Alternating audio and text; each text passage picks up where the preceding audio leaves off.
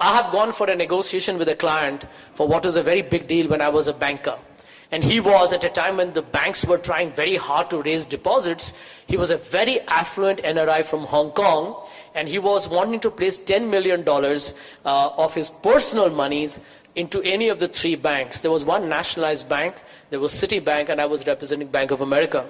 And I can tell you that my bank prepared me to go for that meeting, saying these are the terms, you know, if he gives you pound, you swap it into dollars at this rate, and, you know, very complex mathematical equations that even I didn't understand, to be very honest with you. But I went there all armed, you know, big team, we all walked in for this negotiation. And I know the other two banks had finished their presentation.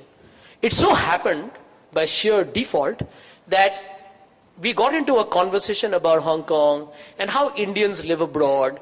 What is it like not being in your country? In the 1990s, India didn't have these multiplexes and malls and mobile phones and all that jazz. So it was very difficult to sell India to a foreigner or an NRI. You know, nobody was interested in coming back to the country.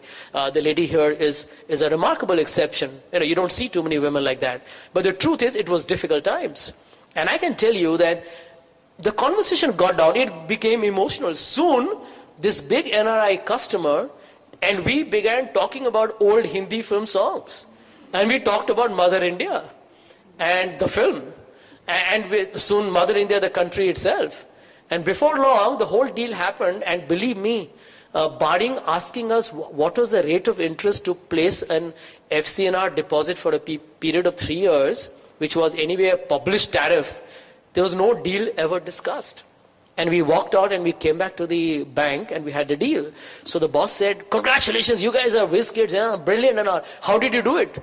We didn't know how to answer that.